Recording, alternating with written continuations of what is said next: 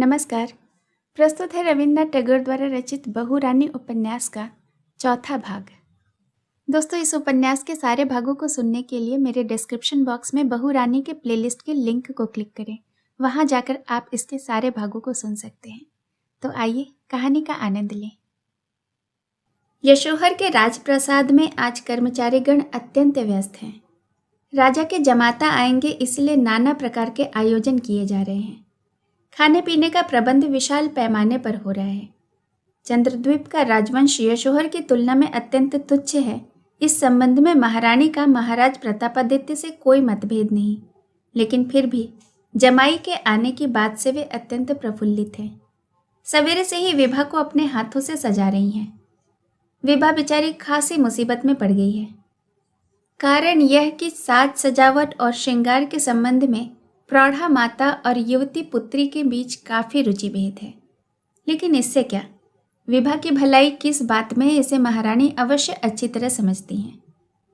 विभा की धारणा है कि फिरोजी रंग की 3-3 पतली चूड़ियां पहनने से उसके गोरे हाथ बहुत अच्छे दिख पड़ते हैं, किंतु रानी उसे सोने की 8-8 मोटी चूड़ियां और हीरे का एक मोटा कंगन पहनाकर इतनी अधिक प्रसन्न हो उठी हैं कि दिखाने के लिए राजप्रसाद की समस्त बूढ़ी दासियों और विधवा बुआओं को बुला भेजा।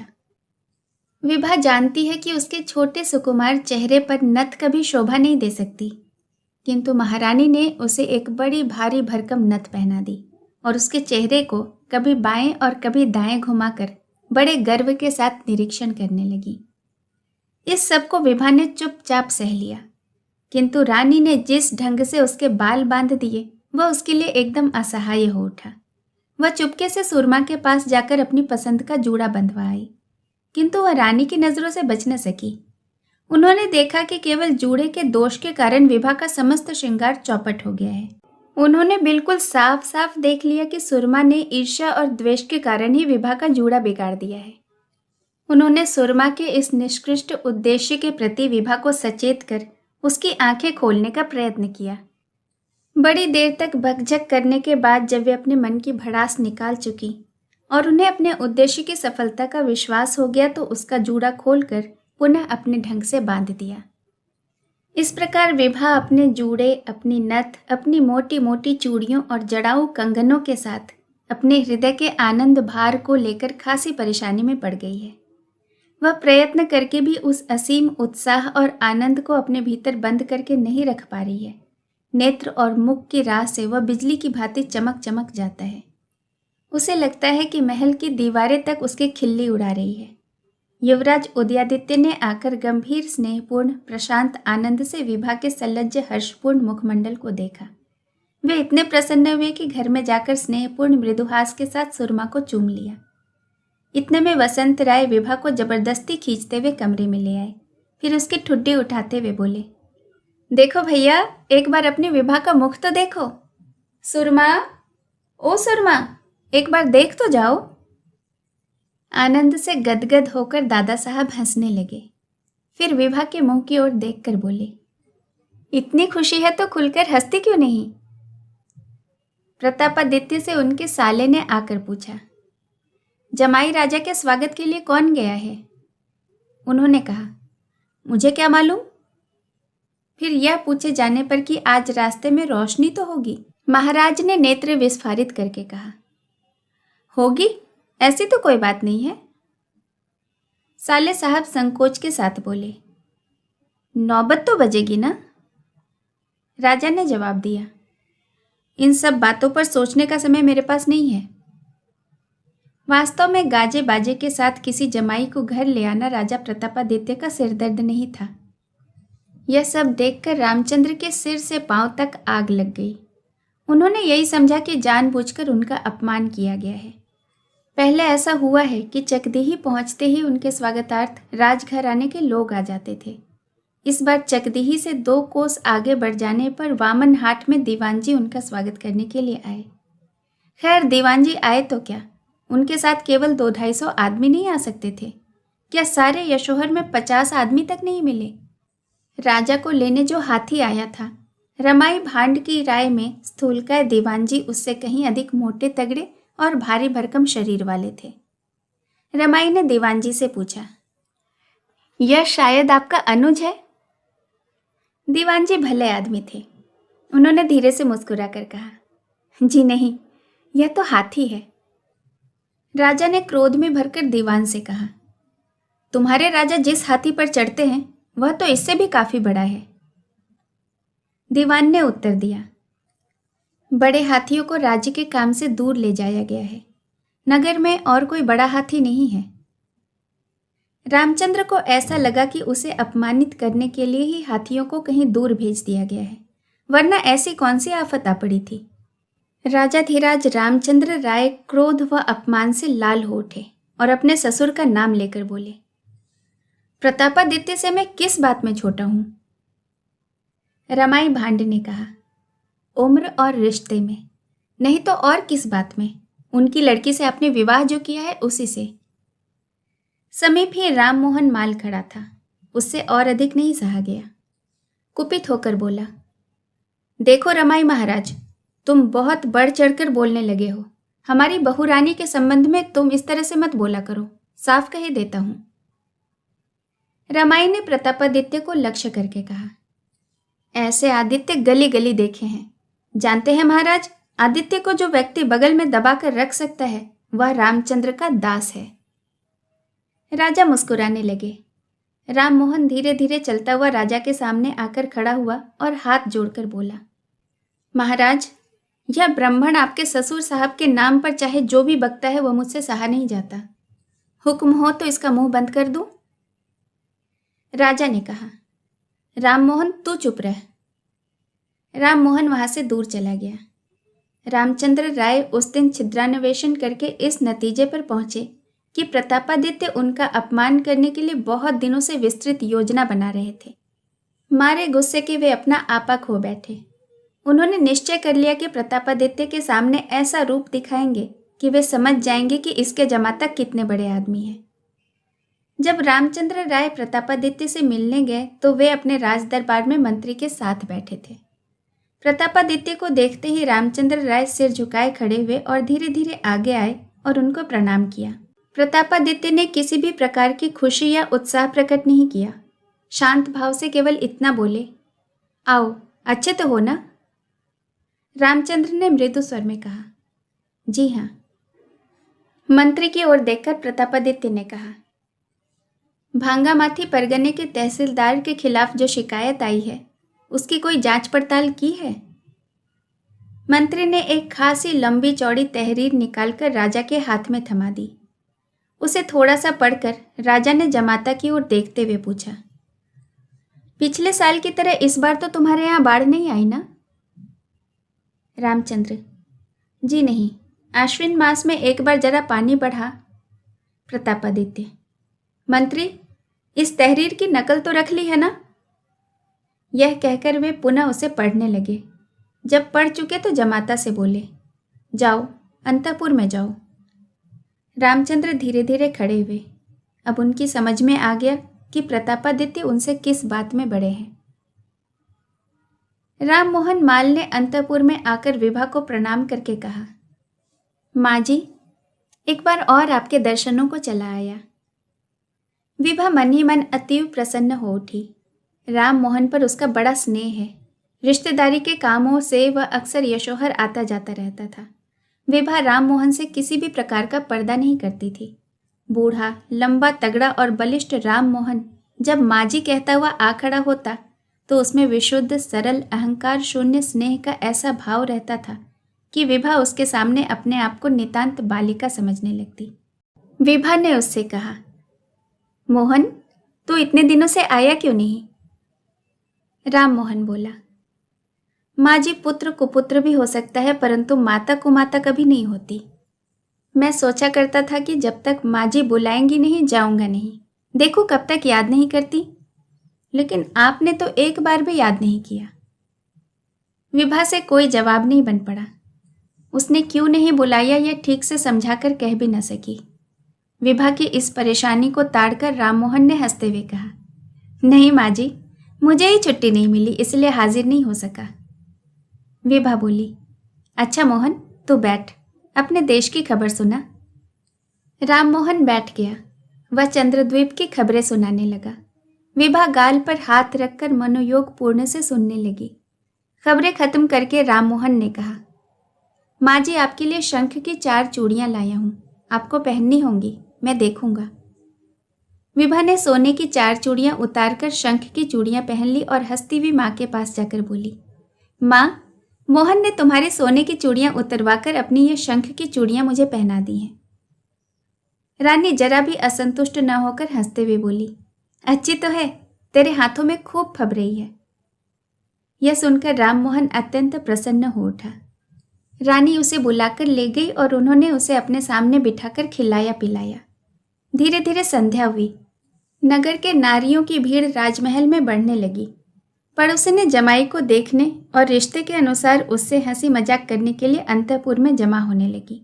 आनंद, लज्जा, आशंका और एक अनिश्चित न जाने क्या होगा के भाव से विभा के अंदर हृदय में उथल पुथल मच गई। मुंह और कान लाल हो उठे, हाथ पांव शिथिल पड़ गए। यह कष्ट है या आनंद, सो कौन जाने। दामाद अंतःपुर में आए। रमणियों ने चारों ओर से उन पर हमला बोल दिया। हंसी की तीव्र ध्वनि सुनाई पड़ने लगी। सब ओर से कोकिल कंठियों का तीखा मजाक, मृणाल बाहुओं का कठोर ताड़न, चंपक अंगुलियों के चंद्र नखों का तीक्ष्ण उत्पीड़न आरंभ हो गया। रामचंद्र जब बिल्कुल व्याकुल हो उठे तो एक प्रौढ़ा रमणी सहायतार्थ आगे बढ़ी। उसने आते ही अपने कठोर कंठ से ऐसी जली कटी कहानी शुरू की और उसके मुंह से ऐसी भद्दी और फूहड़ बातें निकलने लगी कि धीरे धीरे सभी नगर नारियों के मुंह बंद हो गए और एक एक करके वहां से सभी चली गईं। जब सारा घर खाली हो गया तब कहीं जाकर रामचंद्र को विश्राम मिला। वहां से वह प्रौढ़ा महारानी के कमरे में पहुंची। उस समय रानी दास दासियों को खाना पीना खिला रही थी। राम मोहन भी एक और बैठा खा रहा था। वह प्रौढ़ा रानी के सामने जाकर खड़ी हुई और उन्हें गौर से देखकर बोली, ओह, यही है निक्षा जननी। यह सुनते ही राममोहन के कान खड़े हो गए। उसने चौंक कर प्रौढ़ा के मुंह की ओर देखा। तत्काल भोजन की थाली से वह उठा और चीते की भांति उछलकर उसने प्रौढ़ा को दोनों हाथों से मजबूती से पकड़ लिया और अकड़ कर बोला, और कोई न पहचाने पर मैं तुम्हें पहचानता हूँ। फिर उसने उसके माथे की साड़ी का पल्ला खींच लिया। वह और कोई नहीं, रमाई भांड था।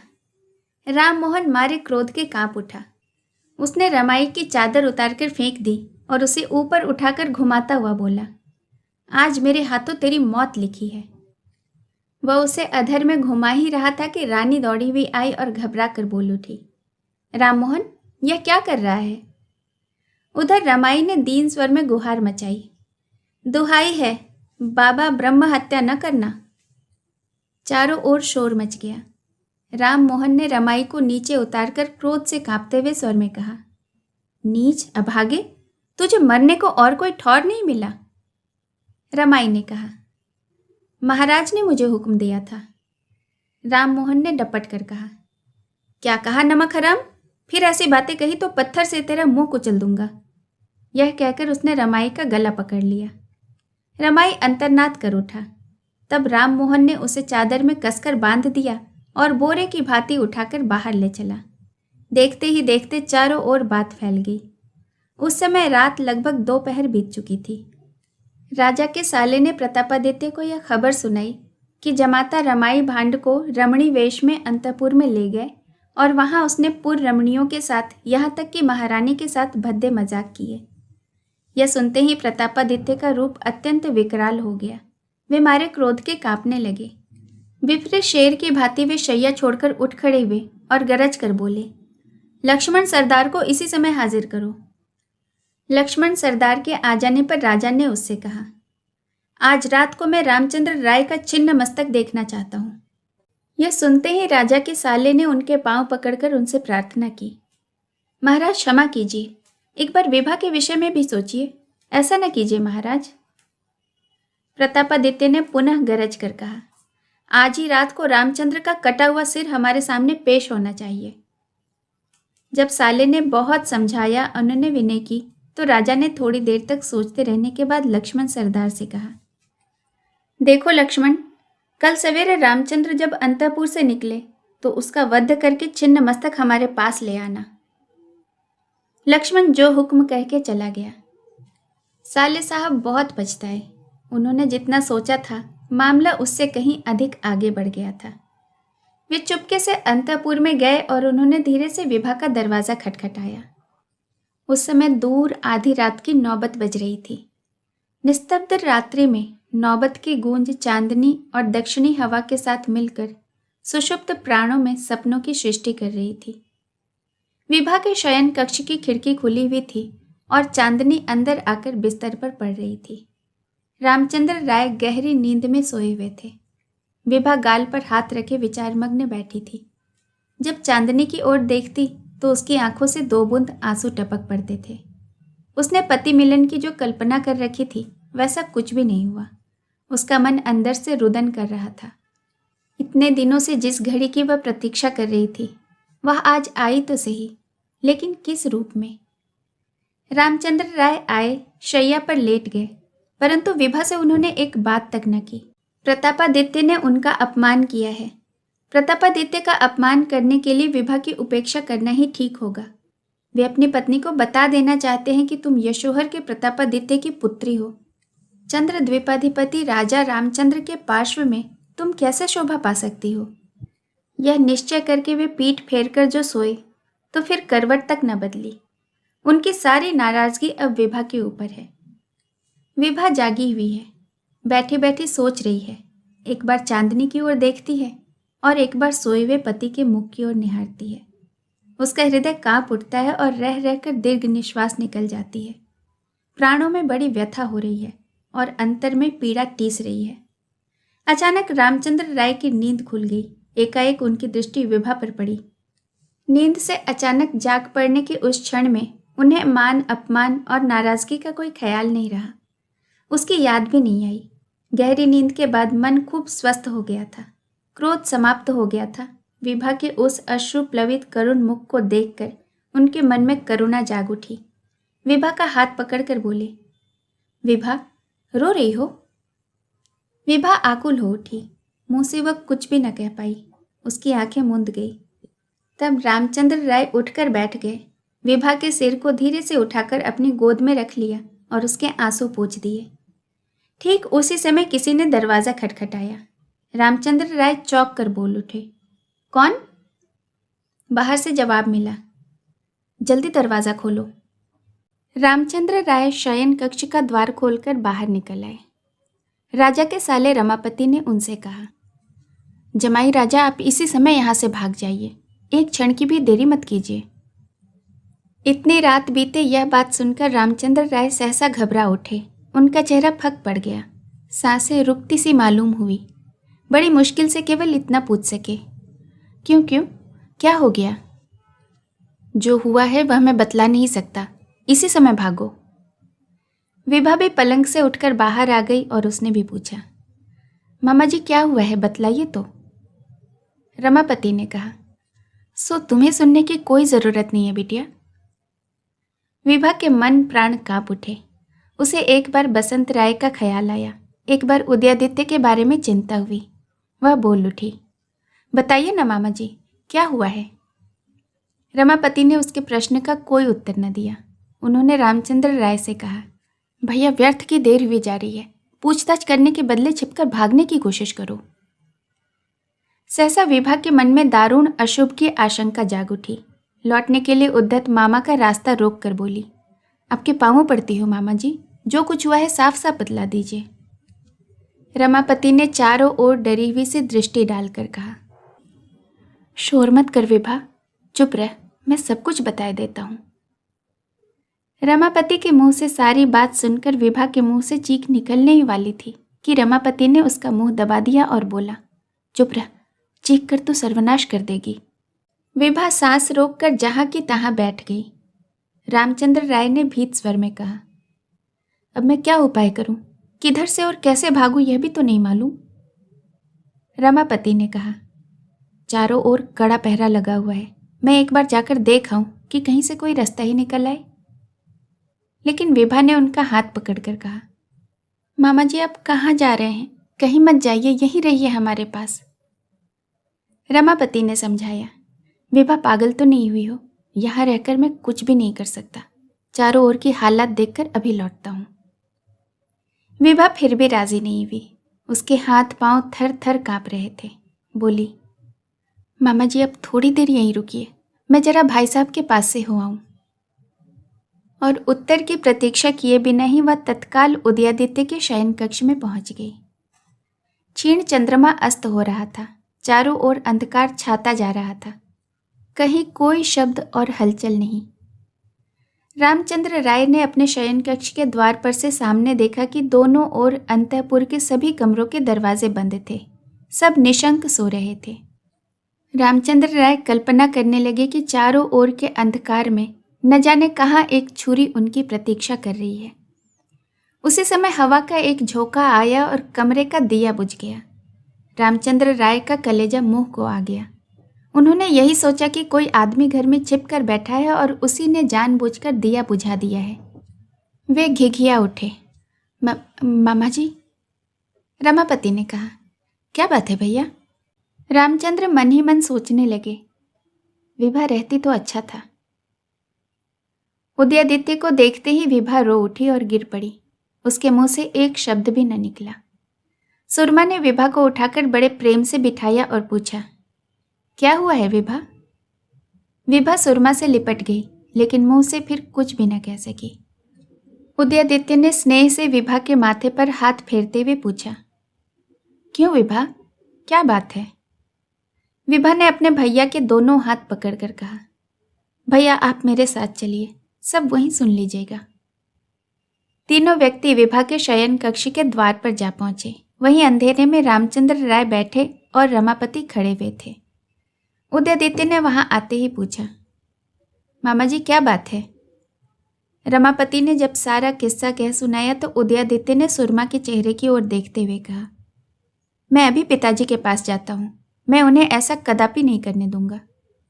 रमापति ने कहा, इससे क्या कोई लाभ होगा? इससे तो अच्छा है कि दादाजी को उनके पास भेजो, तब जाके शायद कुछ हो सके। उस समय बसंत राय गहरी नींद सो रहे थे।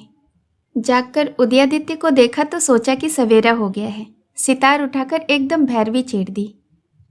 उदयादित्य ने उन्हें हाथ के इशारे से रोकते हुए कहा, दादा साहब बड़ा संकट आ पड़ा है। यह सुनते ही बसंत राय का गाना रुक गया। उदयादित्य से घबराकर पूछने लगे, हैं? क्या कह रहे हो बेटा? संकट कैसा? उदयादित्य के मुंह से सारी बात सुनकर बसंत राय धम्म से बिछौने पर बैठ गए। फिर उदयादित्य के चेहरे की ओर देखते हुए सिर हिलाकर बोले, नहीं बेटा, ऐसा भी कभी हो सकता है? उदयादित्य ने कहा, समय बिल्कुल नहीं है, आप अभी पिताजी के पास जाइए। बसंत राय उठकर चल दिए, लेकिन जाते जाते भी वे यही कहते जा रहे थे, बेटा यह भी कहीं हो सकता है, ऐसा भी कभी संभव है? प्रतापादित्य के पास पहुंचते ही उन्होंने पूछा, क्यों बेटा प्रताप, क्या ऐसा भी कभी हो सकता है? प्रतापादित्य अभी सोने नहीं गए थे। वे अपने मंत्रणा गृह में ही बैठे हुए थे। एक बार उनके मन में आया कि लक्ष्मण सरदार को वापस बुला लेना चाहिए, लेकिन दूसरे ही क्षण यह विचार मन से लुप्त भी हो गया। क्या प्रतापादित्य ने भी कभी 2 बार आदेश दिया है?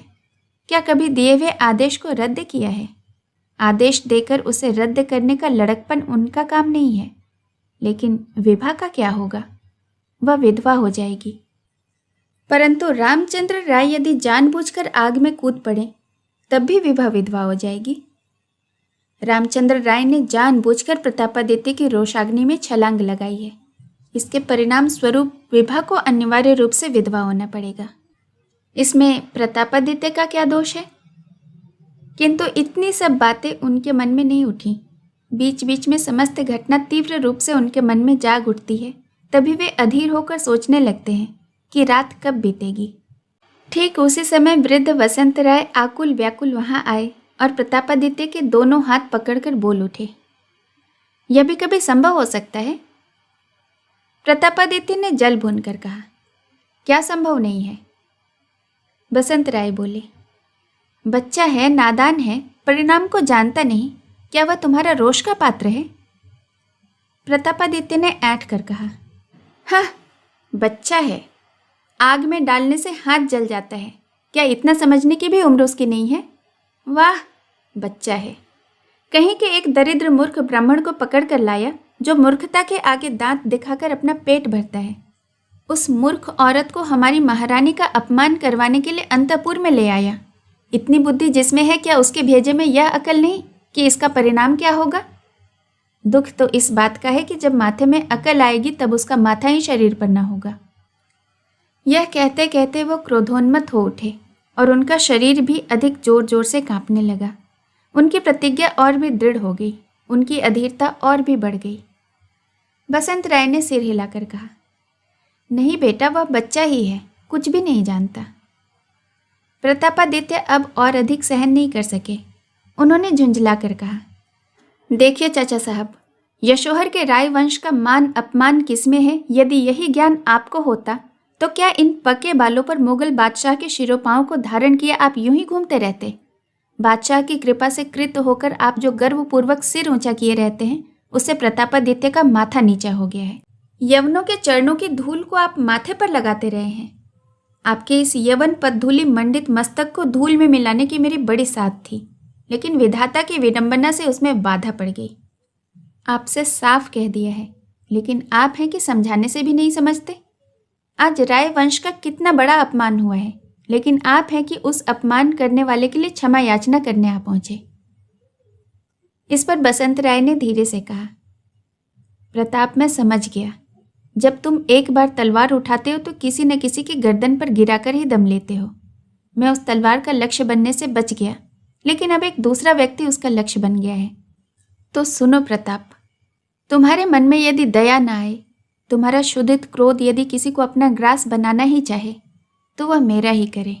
यह रहा मेरा बूढ़ा सिर, इसे उड़ाकर यदि तुम्हारी तृप्ति होती है तो बेधड़क उड़ा दो, निकालो तलवार। उनके चेहरे पर अत्यंत मृदु मुस्कान दिखाई दी। लेकिन सोच कर देखो प्रताप, विभा तुम्हारी दुधमुही बिटिया है, उसकी आंखों से जब आंसू गिरने लगेंगे तब। बसंत राय यह कहते कहते स्वयं ही रो पड़े और रोते रोते बोले, मुझे मार डालो प्रताप, जीवन में मेरे लिए अब कोई सुख नहीं रह गया। विभा की आंखों में आंसू देखूं, उसके पहले मेरा ही अंत कर दो। प्रतापादित्य अभी तक चुपचाप सुन रहे थे। बसंत राय की बात समाप्त होते ही प्रतापादित्य अपने स्थान से उठे और वहां से चले गए। वे समझ गए कि बात फूट गई है। उन्होंने प्रहरियों को बुलाकर हुक्म दिया, राजमहल के चारों ओर जो नहर है उसे बड़े बड़े लट्ठों से बंद कर दिया जाए। वास्तव में उस खाई में रामचंद्र का बजरा था। प्रहरियों को यह हिदायत दे दी गई कि आज रात में अंतःपुर से कोई बाहर जाने न पाए। बसंत राय जब अंतःपुर में लौट आए तो उन्हें देखकर विभा पुनः एक बार जोर से रो पड़ी। बसंत राय ने उदयादित्य का हाथ पकड़कर कहा, भैया अब तो तुम ही कोई रास्ता निकालो। उदयादित्य ने अपनी तलवार हाथ में ले ली और बोले, चलो मेरे साथ साथ चलो। सब उनके साथ चलने लगे। शेष कहानी अगले भाग में। अगला भाग लेकर जल्द उपस्थित होंगी। धन्यवाद।